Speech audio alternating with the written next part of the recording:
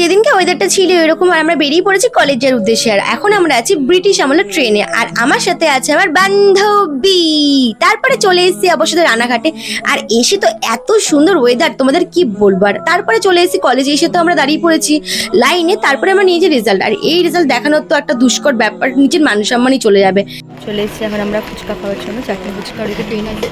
আর এখন আমরা খাবো ফুচকা, আবার বৃষ্টির মধ্যে। এই বান্ধবীকে খাওয়াচ্ছি বলে কতটাই 1.5 টাকাটা বের করছেন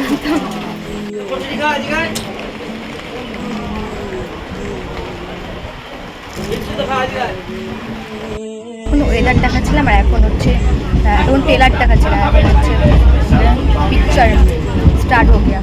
আর এখানে একটা কাহিনী ঘটেছিল, এখানে একটা আম পড়েছিল, আর ভেবেছিলাম আমটা হয়তো খাওয়া। তারপর দেখলাম না, এখানে আমটা অনেকটাই সুন্দর। এটা নিয়ে বাড়ি চলে এসেছি। আর এদিকে আসার সময় তো আমি দেখি আমার ভাগ্যটা এত খারাপ, এদিকে সাইকেল পুরো লিক হয়ে গেছে। তোমরাই বলো এখন কি করে আমি বাড়ি যাবো। Thanks for watching.